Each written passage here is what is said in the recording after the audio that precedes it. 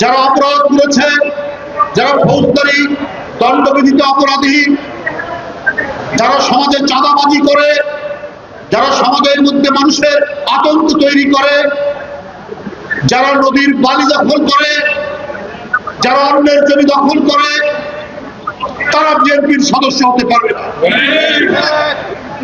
তাদের জন্য বিএনপির দরজা বন্ধ। কিন্তু সমাজের যারা সজ্জন মানুষ, সমাজের যারা ভালো মানুষ,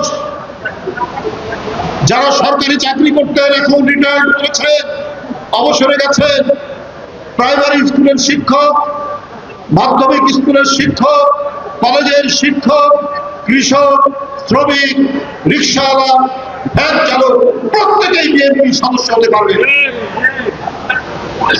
কিন্তু হাসিনার আমলে যারা এলাকায় এলাকায় দাপট দেখিয়েছে, যারা মানুষ হত্যা করেছেন, যারা রক্তাক্ত করেছেন জনপদের পর জনপদ, তারা বিএনপির সদস্য হতে পারবেন।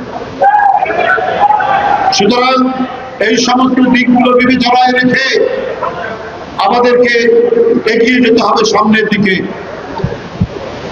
বিএনপি একটি সুসংগঠিত এবং সুসমন্বিত দল হিসেবে প্রতিষ্ঠা পাবে। এই দলে যদি সমাজ বিরোধীরা যোগ দিতে না পারে, তাহলে দেখবেন